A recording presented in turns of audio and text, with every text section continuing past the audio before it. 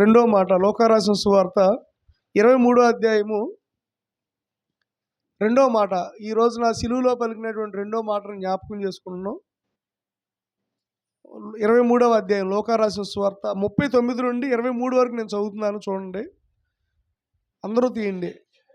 వ్రేలాడిబడిన ఆ నేరస్తులలో ఒకడు ఆయనను దూషించుచు, నీవు క్రీస్తువు కదా, నిన్ను నీవు రక్షించుకొనుము, మమ్మల్ని కూడా రక్షించమని చెప్పాను. అయితే రెండవ వాడు వారిని గద్దించి, నీవు అదే శిక్షా విధిలో ఉన్నావు గనుక దేవునికి భయపడవా? మనకైతే ఇది న్యాయమే, మనము చేసిన వాటికి తగిన ఫలము పొందుచున్నాము కానీ ఈయన ఏ తప్పిదము చేయలేదని చెప్పి ఆయన్ను చూచి, యేసు, నీవు నీ రాజ్యంలోనికి వచ్చినప్పుడు నన్ను జ్ఞాపకం చేసుకునుము. అందుకు ఆయన వానితో, నేడు నీవు నాతో కూడా పరదేశంలో ఉందని నిశ్చయముగా నీతో చెప్పుచున్నాను అనెను. చిన్న ప్రార్థన చేస్తా. ప్రభువా, సిలువలో పలికినటువంటి రెండో మాటని ఈరోజు మేము జ్ఞాపకం చేసుకుంటున్నాం. నీ సన్నిధి, నీ ముఖకాంతి మా మీద ఉంచు. మీరు ఎక్కడ చాటున మీరు మమ్మల్ని బలపరచండి. ఈ మాట అనేక మందికి దీవెనకరంగా, ఆశీర్వాదకరంగా ఉండినట్లుగా నువ్వు కృప చూపమని యేసునామములో ప్రార్థిస్తున్నాము తండ్రి, ఆమేన్.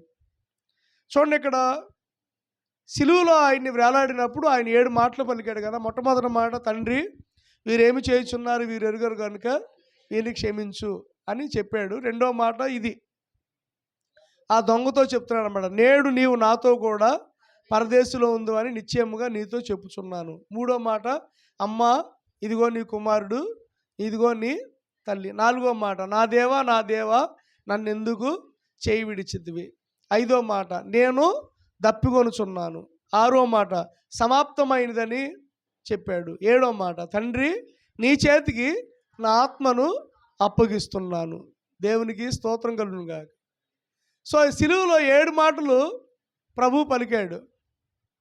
సిలువలో 7 మాటలు ప్రభు పలకడం జరిగింది. ఈ రోజున ప్రత్యేకించి రెండో మాటను మనం జ్ఞాపకం చేసుకుంటున్నాం.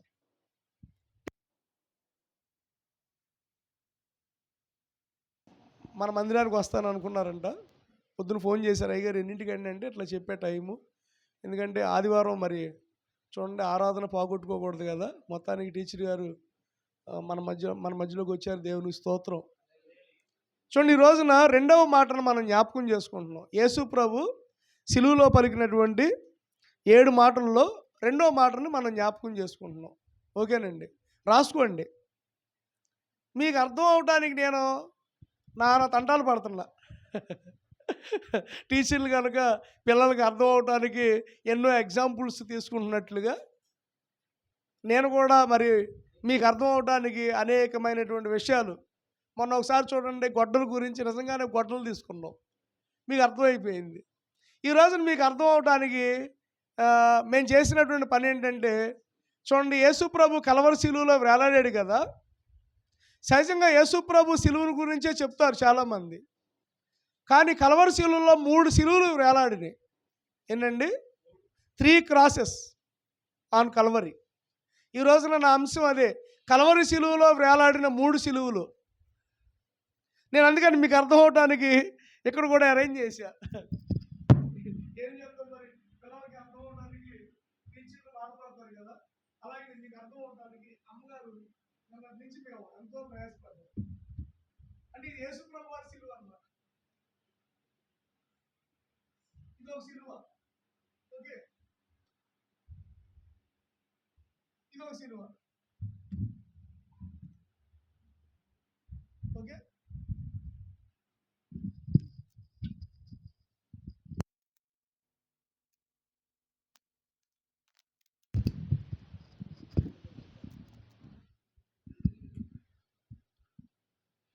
అంటే కల్వరి అనే కొండ మీద 3 సిలువలు వేలాడిని. అర్థమవుతుందండి? అంటే 2 నేరస్తుల మధ్యన ఇది యేసుప్రభు వారి సిలువ అనమాట. ఎందుకని రెడ్ కలర్ అంటే నేను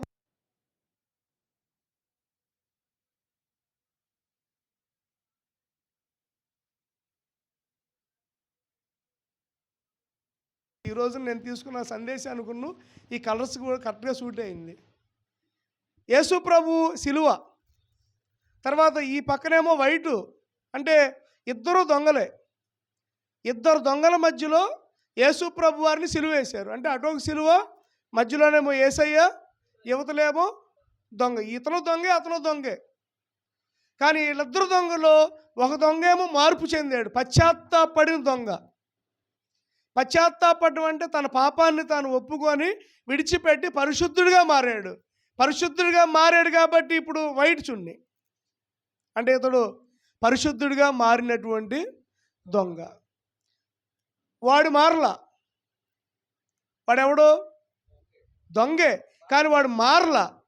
అంటే వాడు మారలేదు, అంటే సాతాను యొక్క కబంధ హస్తాల్లోనే వాడు ఉండిపోయాడు. అంటే అందుకే నలుపు కలర్ చుట్టామన్నమాట. ఇప్పుడు మధ్యలో వేలాడినటువంటి యేసు ఎవరంటే విమోచించాడు. విమోచన అనేది రక్తం దేనికి సాదృశ్యం? నిజంగా యేసు ప్రభు సిలువ మీద వేలాడినప్పుడు సిలువ అంతా కూడా రక్తమయమైంది. ఎందుకనంటే ఆయన కొరడాలతో కొట్టించుకున్నాడు, రేకులు కొట్టారు, బల్లెపు పోటుతో పొడిచారు, అసలు వీపి శరీరం అంతా కూడా అసలు ముళ్ళ కిరీటం పెట్టారు. ఆ రక్తం ఉంది. అందుకని సిలువ అంతా ఏమైపోయింది?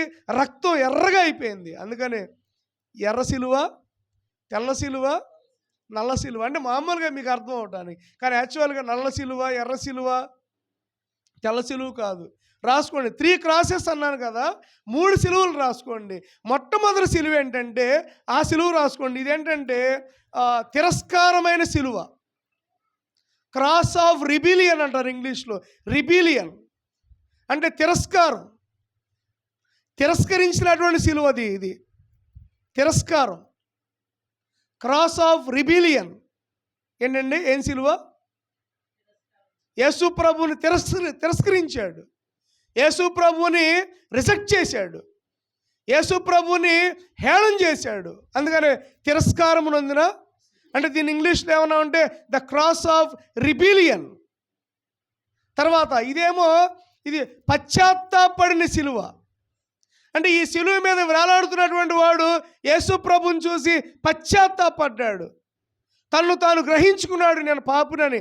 అందుకని ఈ సిలువకి ఏం పేరు పెడదామంటే పశ్చాత్తాప సిలువ. ఇంగ్లీష్లో ద క్రాస్ ఆఫ్ రిపెంటెన్స్.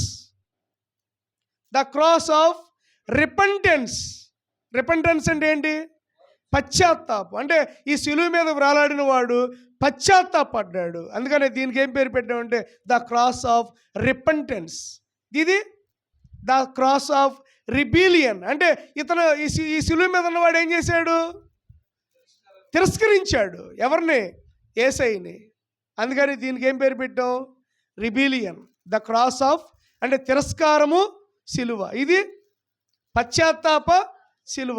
ఇప్పుడు ఈ సిలువకి ఏం పేరు పెడతామంటే దీని మీద ఎవరున్నారు? లోకరక్షకుడు. ఈ సిలువకి ఏం పేరు పెడతామంటే the cross of redemption. Redemption అంటే అంటే విడుదల, విమోచన. విమోచన సిలువ. అర్థం? త్రిబుల్-ఆర్. ఆడెవడో త్రిబుల్-ఆర్ అని సినిమా తీశాడు, కానీ నిజమైన త్రిబుల్-ఆర్ అంటే ఏంటి తెలుసా? The cross of rebellion, the cross of redemption, the cross of redemption. అంటే 3 ఆరులు. కలవరి సిలువలో 3 ఆరులు ఉన్నాయి. సిలువ మీద ఎన్ని ఉన్నాయండి? కలవరి సిలువలో, కలవరి కొండ మీద ఎన్ని ఆరులు ఉన్నాయి చెప్పండి? 3 ఆరులు. ఒక ఆరు తిరస్కారం, ఇంకొక ఆరు పశ్చాత్తాపం, ఇంకొక ఆరు విమోచన. అర్థమవుతుందండి? ఇప్పుడు ఆయన్ని 2 నేరస్తుల మధ్యన సిలువ వేశారు. ఎందుకని ఇలా వేశారు? యెషయా గ్రంథం 53వ అధ్యాయం 12వ వచనం చదవండి. యెషయా గ్రంథం 53వ అధ్యాయం 12వ వచనం. The prophecy of ఐషయా.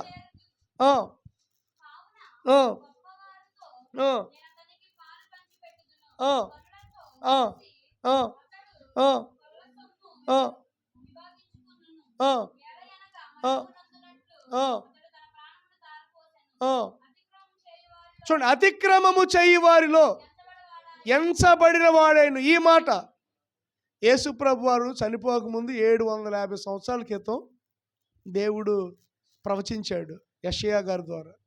అది ఇప్పుడు నెరవేరింది. అతిక్రమము చేయవారు 2 దొంగల మధ్యన ఆయన ఒక దొంగగా ఎంచబడ్డాడు. ఆయన్ని ఎలా ఎంచబడ్డారు? ఎలా చూశారు ఆయన్ని? దొంగల మధ్యలో ఉన్న దొంగ కాని దొంగ.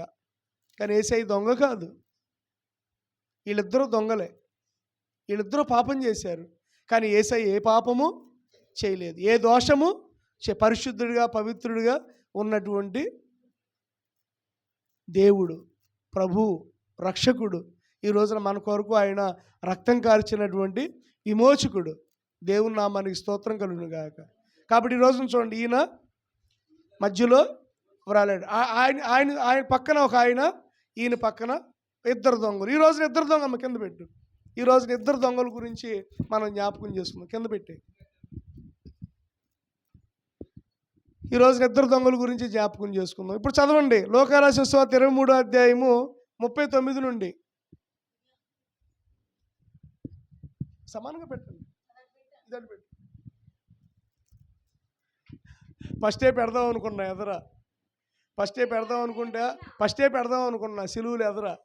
ఎక్కడ మీరు దరుచుకుంటారో, ఇదేంటి అయ్యగారు నల్లటి సిలువు పెట్టారు, ఇదేంటి అయ్యగారు తెల్లటి సిలువు పెట్టారు, ఇదేంటి అయ్యగారు ఎర్రటి సిలువు పెట్టారు, ఇదేంటి సిలువులు పూజిస్తున్నారా ఏంటి అని అనుకుంటారేమో అని నేను సిలువులు పెట్టలేదు, జస్ట్ ఎక్స్ప్లెయిన్ చేయడానికి తీసుకున్నాను అనమాట. ఇప్పుడు మీకు అర్థమైందా? కలవరి కొండ మీద ఎన్ని సిలువులు? ఒక సిలువ చెప్పండి. ఒక సిలువ ఏంటి? తిరస్కారం, తిరుగుబాటు, రిబిలియన్, తిరుగుబాటు చేసిన సిలువ. ఇంకో సిలువ వెరీ గుడ్, పశ్చాత్తాప, రిపెంటెన్స్. ఇంకో సిలువ విమోచించినటువంటి సిలువ. ఇప్పుడు చూడండి, ఇప్పుడు మీకు అర్థమై ఉంటుంది. 23వ అధ్యాయం 39, వేలాడిపడినటువంటి ఆ నేరస్తులలో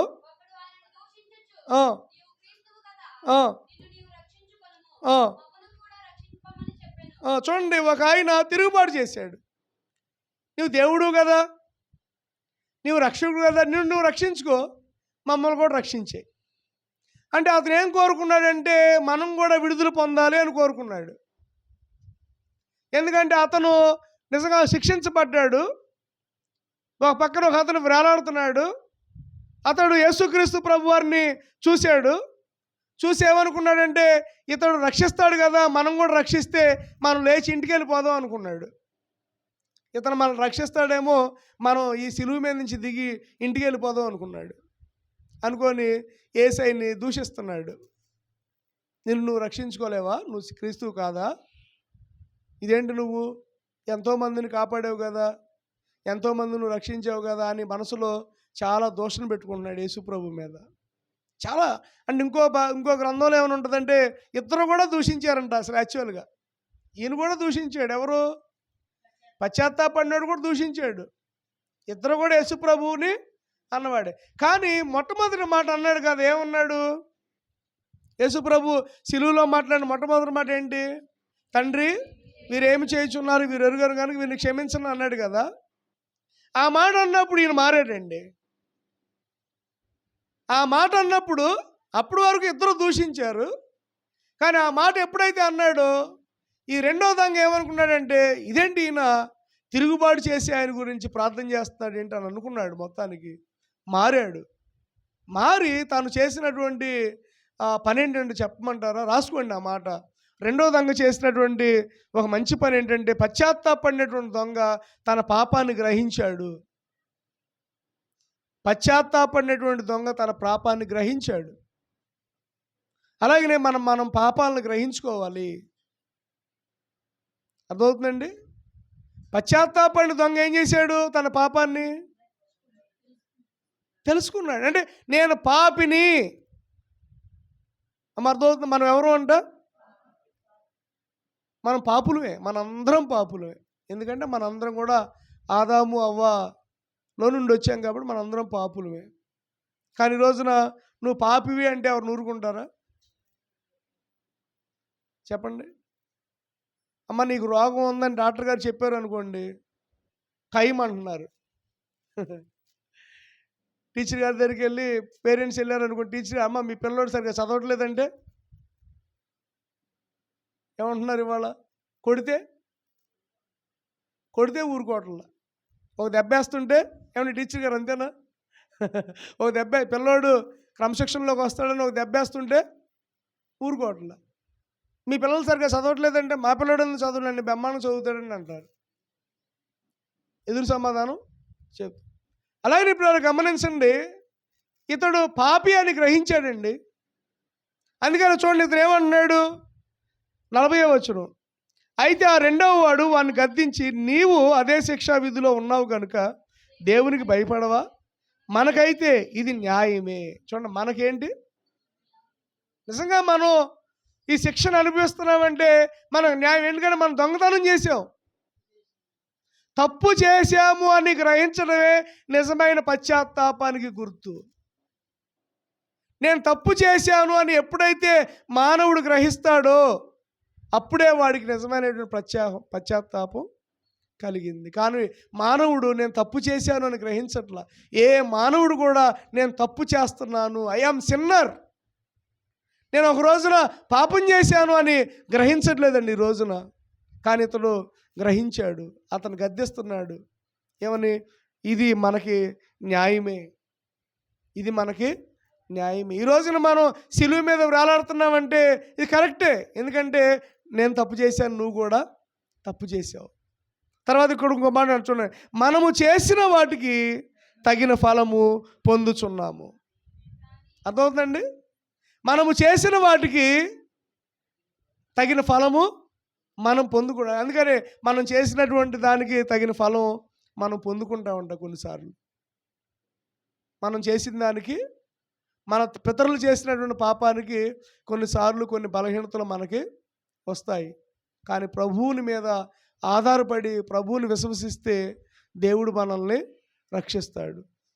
కాబట్టి ఈ వ్యక్తి ఈ రిపెంటెడ్ అంటే ఈ పశ్చాత్తాపడినటువంటి ఈ దొంగ తన పాపాన్ని నిజంగా ఏం చేశాడు, ఒప్పుకున్నాడు. మొదటి యోహాను రాసిన సువార్త చూడండి, మొదటి అధ్యాయం అనుకుంటా 9వ వచనం. మొదటి యోహాను రాసిన సువార్త మొదటి అధ్యాయం 9వ వచనం. మొదటి యోహాను రాసిన సువార్త మొదటి అధ్యాయం 9వ వచనం చూడండి. మన పాపములను మనము కప్పుకొని ఎడల, ఇదేంటి నా బైబిల్లో అలా ఉంది, మన పాపములను మనము కప్పుకొని ఎడల అని ఉందా, ఒప్పుకొని ఎడల ఉంది? చూడండి, మన పాపములను మనము ఒప్పుకొని ఎడల, చూడండి, ఆయన మనం నమ్మదగిన వాడు, నీతిమంతుడు కనుక ఆయన మన పాపములను క్షమించి, చూడండి, సమస్త దుర్నీతిలో నుండి మనలను పవిత్రులుగా చేస్తాడు. అంటే మన పాపములు మనం ఏం చేయాలి, చూడండి, ఒప్పుకోవాలా కప్పుకోవాలా? దేవుని వద్దకు వచ్చినప్పుడు మన పాపాలు మనం ఒప్పుకోవాలి. అలాగే అతను కూడా తన పాపాలను ఏమంటున్నాడు, ఎస్ మనం పాపం చేసాం, ఇది మనకి తగింది, ఎందుకంటే వీఆర్ సిన్నర్స్, మనం పాపం చేసాం. కాబట్టి పశ్చాత్తాపడినటువంటి దొంగ తన పాపాన్ని ఒప్పుకున్నాడండి, తన పాపాన్ని ఒప్పుకున్నాడు. చూడండి, రెండవదిగా చూడండి, లోకారాసిన సువార్త 23వ అధ్యాయంలో రెండవదిగా చూస్తే పశ్చాత్తాపడినటువంటి దొంగ యేసునందు విశ్వాసం ఉంచాడు. పశ్చాత్తాపడిన దొంగ ప్రభు అయిన యేసునందు విశ్వాసం ఉంచాడండి. చూడండి, ఇక్కడ 40వ వచనం, 41వ వచనం. మనము చేసిన వాటికి తగిన ఫలము పొందుచున్నాము కానీ ఈయన ఏ తప్పిదము చేయలేదు. బా, ఈ వ్యక్తి, నువ్వు పాపం చేశావు, నేను పాపం చేశాను, కానీ ఈ వ్యక్తి మధ్యలో ఉన్నటువంటి ఈ వేలాడుతున్నటువంటి ప్రభు ఏ తప్పు చేయనివాడు,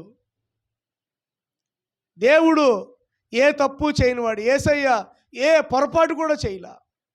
అంటే దాని అర్థం ఏంటంటే ఈయన మన కోసం ఈ శిక్షని భరిస్తున్నాడు.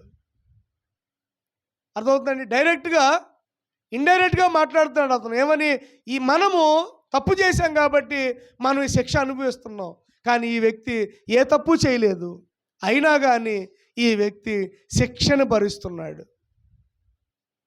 అతనికి వీళ్ళకి తేడా ఏంటి చెప్పను, యేసు ప్రభువుకి వీళ్ళకి తేడా ఏంటి చెప్పమంటారా? యేసు ప్రభుని సిలువ ఎన్నింటికి వేశారు? 9ంటికి. నేను చెప్పాను మొన్న టైం కూడా, ఉదయం 6ంటికి శిక్ష ఖరాదైపోయింది. 6-6:30కి ఇంచుమించుగా ఆయన్ని ఒక చోటుకు తీసుకెళ్ళి కొట్టి, కొరడాలు కొట్టి, ముళ్ళ కిరీటం పెట్టి ఆయనకి సిలువ ఇచ్చారు. దాదాపు అక్కడ ఆ తీర్పు జరిగిన కాడి నుంచి యెరూషలేము కొండపైకి ఆ సిలువుని మోపిస్తూ ఆయన కొడాలతో కొట్టుతూ తీసుకొచ్చారు. అంటే దాదాపు నేను చెప్పాను 2 గంటల సేపు దారిలో 2 గంటల సేపు దారిలో ఏం చేశారు? కొట్టుకుంటూ సిలువు మోసుకుంటూ వచ్చాడు. ఈ దొంగలు అలా రాలా, ఈ దొంగలు అలా ఏం చేయలే. తర్వాత ఆయన సిలువు పెట్టారు. కనీసం 2 గంటల సేపు అసలు ఎంత శ్రమ అనుభవించాడు. ఇక్కడి నుంచి సెంటర్కి ఒక 25 కిలోల బియ్యం మూట ఎత్తుకొని వెళ్ళండి, మీకు ఎలా అనిపించింది? ఏమండి సుశీల గారు? ఓ 25 కేజీల మూట ఇక్కడి నుంచి సెంటర్కి మన హైవే మీదకి తీసుకుని వెళ్ళండి, మొయ్యగలమా? అదే గాయాలుండి మోస్తే అసలు మొయ్యలేం మనం, నా వల్ల కాదంటాం. కానీ యేసయ్య ఆ గాయాలతో, ఆ దెబ్బలతో, ఆ కొరడాల దెబ్బలతో ఆయన ఆ సిలువను మోసుకుంటూ ఈడ్చుకుంటూ దాని అంతటిని కూడా మోసుకుంటూ ఆ యొక్క యెరూషలేము వీధుల్లో మోసుకుంటూ ఆ కలవరి కొండ మీదకి తీసుకొని వచ్చాడు. అంటే తన సిలువును తానే ఎత్తుకొని వచ్చాడు. ఏ తప్పు చేయనివాడు, ఏ పాపము ఎరగినవాడు, పరిశుద్ధుడైన దేవుడు నా కోసం, మీకోసం, మనందరి కోసం సిలువును మోసాడు. అదే ఇతను గ్రహించాడు. ఎవరు? సిలువు మీద పశ్చాత్తాపడిన ఏమని చూడండి, ఏమన్నాడు? మనము చేసిన వాటికి తగిన ఫలము పొందుచున్నాము, కానీ ఈయన ఏ తప్పిదము చేయలేదు. ఈయన ఏ తప్పు చేయనివాడు.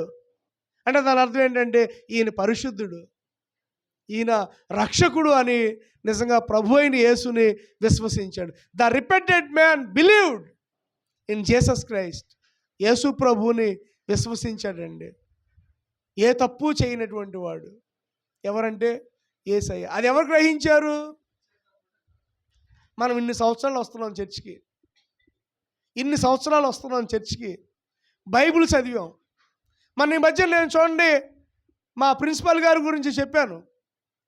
అల్యూమినాయ్ మీట్ పూర్వ విద్యార్థుల సమావేశంలో ఆయన చెప్పిన మాట ఏంటంటే 12 అధ్యాయాలు చదువుతారంట ఆయన రోజుకి. మా మేడం గారు అయితే నెల మొత్తంలో ఒకసారి బైబిల్ చదివేస్తుందంట. అర్థమవుతుందండి? బెరియన్ బాప్టిస్ట్ బైబిల్ కాలేజీ వ్యవస్థాపకులు బెంగళూరులో ఉంటుంది ఆ కాలేజీ. డాక్టర్ చెల్లి గారు, ఆయన పేరు చెల్లి. ఆయన 300 సార్లు చదివాడంట బైబిల్. ఎన్నిసార్లు? 300 సార్లు.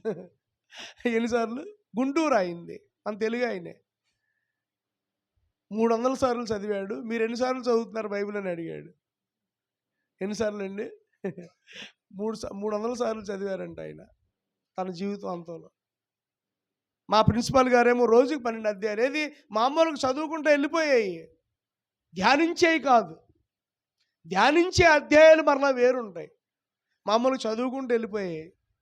ఇన్ని సంవత్సరాలు మనం బైబిల్ చదువుతున్నాం, ఇన్ని సంవత్సరాలు మనం దేవుడి మందిరానికి వస్తున్నాం, కానీ ప్రభువు గురించి మనకు అర్థమైంది ఏంటి చెప్పండి? ఆ సిలువ మీద వేలాడిన వాడు, ఆయనకి ఏమర్థమైందో తెలుసా? ఈయన ఏ తప్పు చేయలేదు, ఈయన ఏ తప్పు చేయలేదు. అది అర్థం చేసుకున్నాడండి. ఎవరో సిలువ మీద వేలాడిన దొంగ, అది అర్థమైంది. ఆయన మాత్రం ఏ తప్పు చేయలేదు. మేము మాత్రం తప్పులు చేసాం కాబట్టి ఇది మాకు న్యాయమే, కానీ అది మాత్రం ఆయనకి అన్యాయం. ఆయన ఏ తప్పు చేయలేదు. తర్వాత మూడవదిగా రాసుకోండి. మూడవది, సిలువ మీద వేలాడినటువంటి పశ్చాత్తాపడిన దొంగ. చూడండి, ఆ పశ్చాత్తాపడిన దొంగ యేసు రక్షించాడు. ఈ వ్యక్తిని యేసు రక్షించాడు. ఈ వ్యక్తిని యేసు రక్షించడానికి ఇతను ఒక మాట అన్నాడు. చూడండి 42వ వచనం.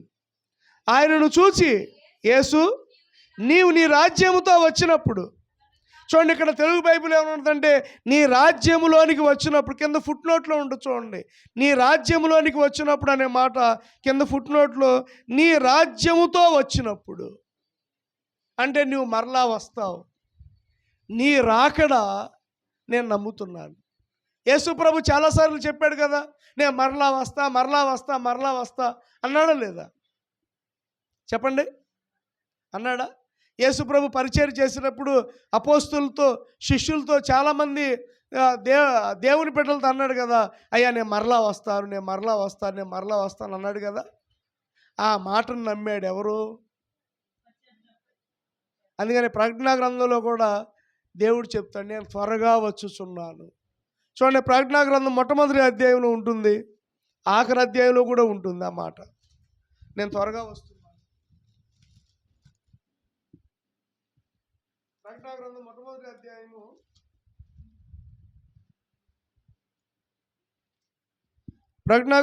అధ్యాయము 7వ వచనం. ఇదిగో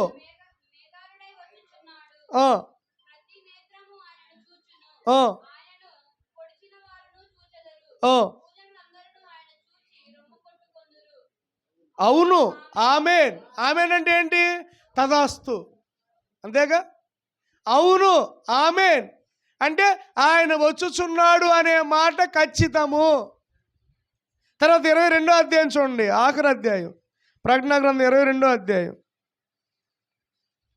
22వ అధ్యాయము 7వ వచనం.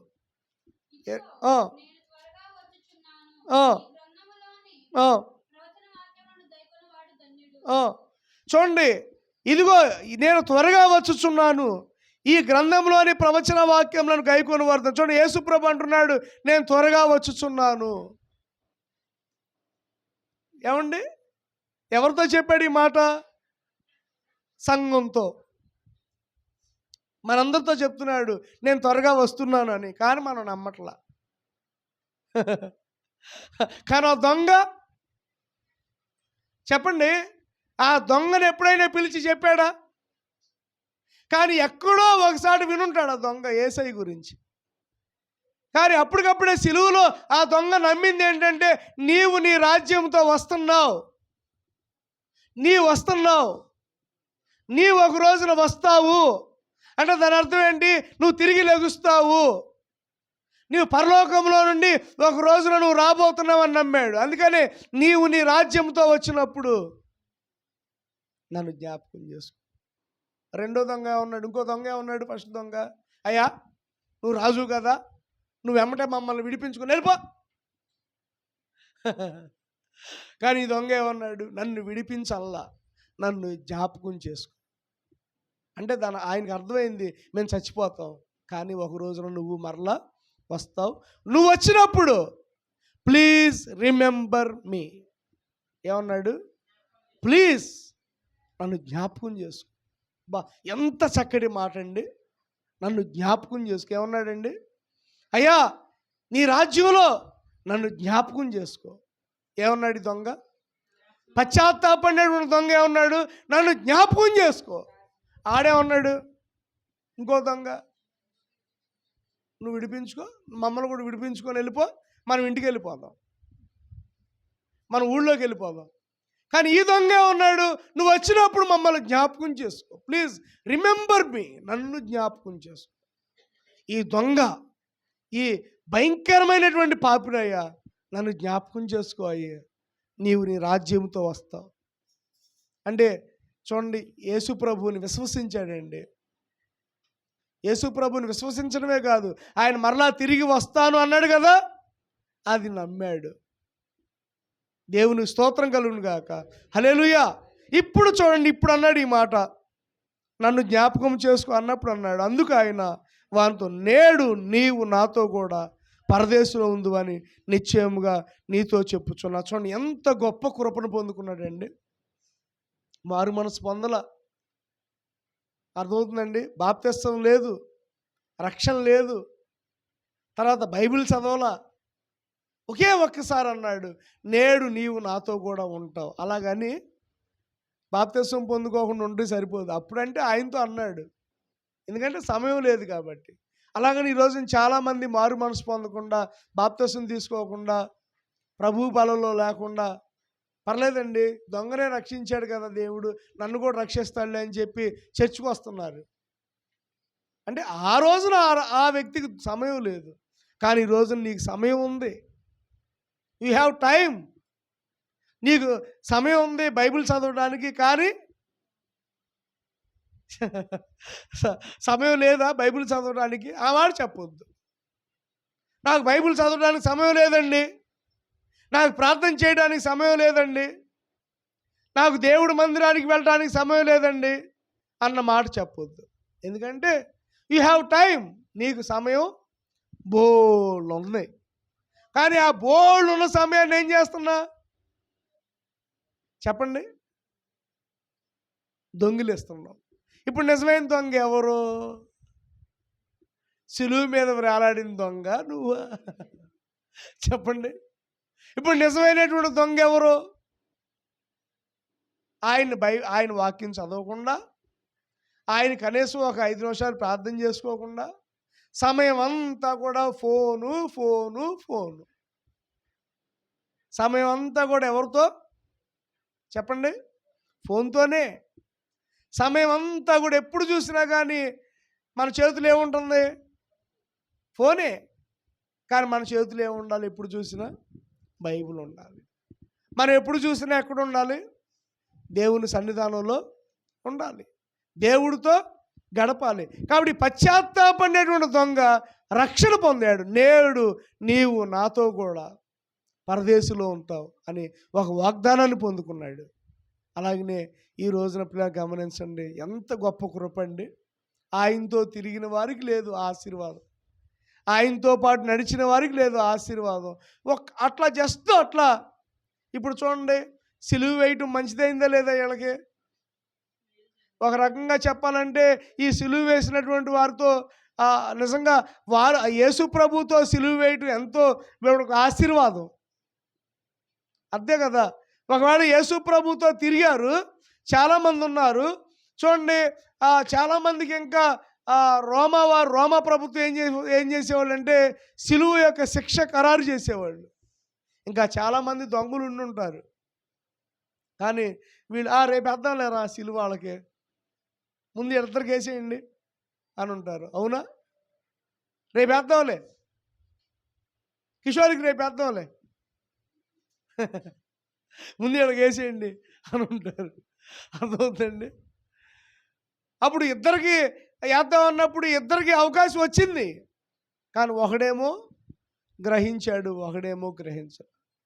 నేను అనుకుంటాను నిజంగా ఆ దొంగల్లో మనం ఉంటే, ఆ దొంగల్లో నేనుంటే ఏమో ఒకవేళ నేను దేవుణ్ణి దూషించాను అనుకోండి, నాకు ఆశీర్వాదం కాదు. కానీ అదే దేవుణ్ణి విశ్వసించాను అనుకోండి, అది నాకు ఆశీర్వాదం. చూడండి, నా అంత వయసు వాళ్ళు తేలపురంలో ఎంతోమంది ఉన్నారు. నేను 18వ సంవత్సరంలో ప్రభు అయిన యేసుని అంగీకరించినప్పుడు నా స్నేహితులు ఎంతోమంది ఉన్నారు. కానీ వాళ్ళు ప్రభువుని అంగీకరించాల. కానీ నేను ప్రభువుని అంగీకరించాను. ఈ రోజున నేను సేవ చేస్తున్నాను. ఈ రోజున నేను ఏమనుకుంటానంటే ఐ యామ్ బ్లెస్సెడ్, నేను ఆశీర్వదించబడిన వాడిని. ఆమేన్. నీ కుటుంబంలో ఎంతోమంది ఉన్నారు, కానీ నీ కుటుంబంలో ఉన్న అంతమంది సన్నిధికి రావట్లా, కానీ నువ్వు వస్తున్నావు. కానీ దాని అర్థం ఏంటి? నీవు ఆశీర్వదించబడ్డావు, దీవించబడ్డావు. కాబట్టి ఈ రోజున నీవు దేవుల్లో ఉన్నావు. అర్థమవుతుందండి? నీతో పాటు ఎంతోమంది ఉన్నారు, కానీ వాళ్ళకి లేని ధన్యత దేవుడు నీకు ఇచ్చాడు. అది అవకాశం, అది మనకి ఆశీర్వాదకరంగా మారడానికి అవకాశం. దేవునికి స్తోత్రం కలుగును కాదు. నిజమే కదా, ఇది ఒక బ్లెస్సెడ్ టైం. కాబట్టి సిలువ వేసినటువంటి దొంగ ఒక గొప్ప అవకాశాన్ని పొందుకున్నాడు.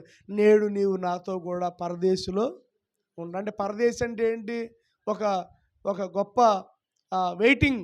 అంటే మనం ఇప్పుడు ట్రైన్కి వెళ్తాం, ఏమన్నదంటే వెయిటింగ్ హాల్ అన్నమాట, ఎదురు చూసేటటువంటి సమయం. పరదేశంలో చూడండి, పాత నిబంధనలో భక్తులందరూ కూడా పరదేశంలో ఉన్నారు.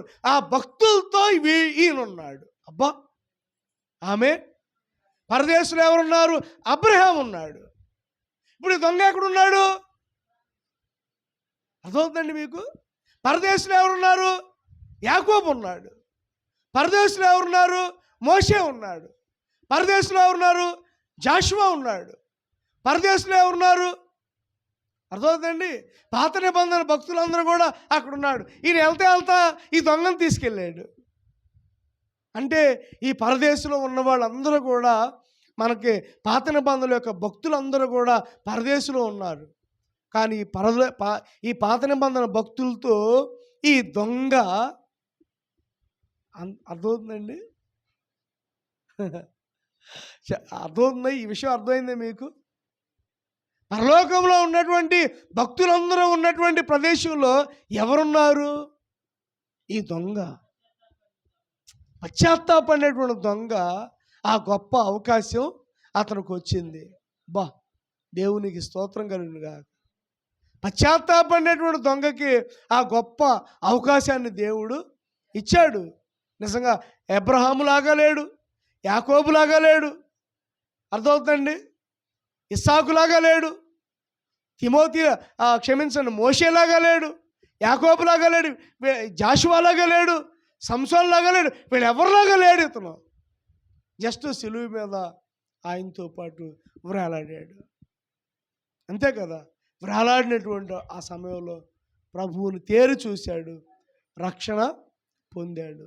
ఈ గొప్ప అవకాశాన్ని దేవుడు అతనికి ఇచ్చాడు. ఎవరికి లేనటువంటి అవకాశం ఈ రోజున దేవుడు మనకి ఇచ్చాడు. అదే ఆయన్ని మనం ఆరాధించడం, ఆయన్ని మనం స్తుతించడం. అందుకని ఇప్పుడు గమనించండి, ఆయన పశ్చాత్తాపడ్డాడు. ఆ దొంగ పశ్చాత్తాపడ్డాడు, ప్రభువుతో కూడా పరదేశంలోనికి వెళ్ళిపోయాడు. అటువంటి గొప్ప ఆపర్చునిటీ నీకు వస్తే ఎవరు చెప్పగలరండి? ఎవరు చెప్పగలరండి? ఈ రోజున దేవుని మందులో మనందరం ఉన్నాం. దేవుడు ఒకవేళ బ్లెస్ చేస్తే చెప్పండి, దేవుడు ఒకవేళ మనల్ని బ్లెస్ చేస్తే, దేవుడు ఒకవేళ మనల్ని ఆశీర్వదిస్తే ఎవరైనా చెప్పగలరా? అందుకని మనం చదువుకున్నాం కదా, చూడండి, కీర్తన గ్రంథం ఎన్నో కీర్తన,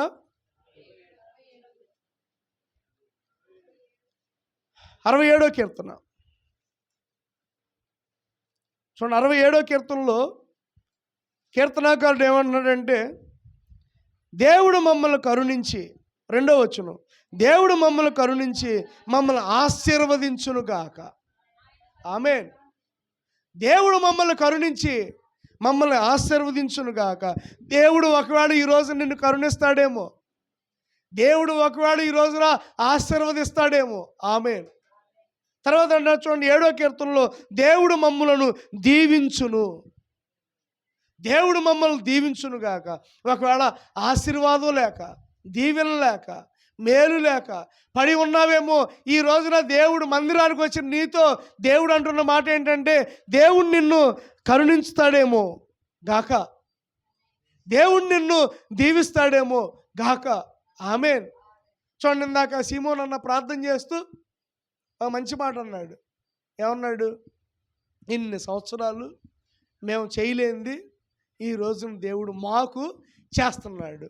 ఆమేన్. ఇన్ని సంవత్సరాలు మేము చేయలేనిది ఈ రోజున దేవుడు మాకు చేస్తున్నాడు. అర్థమవుతుందండి? ఇన్ని సంవత్సరాలు చేయలేనిది దేవుడు ఈ రోజున మాకు చేశాడు. అలాగనే ఇన్ని సంవత్సరాలు ఎవరికీ చేయలేనటువంటి గొప్ప భాగ్యం నీకు చేస్తే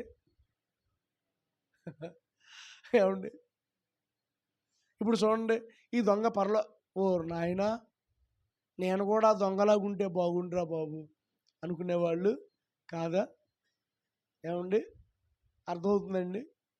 దేవుడు గొప్ప ఆశీర్వాదాన్ని ఈ రోజున దేవుడు మనందరికీ ఇచ్చాడు.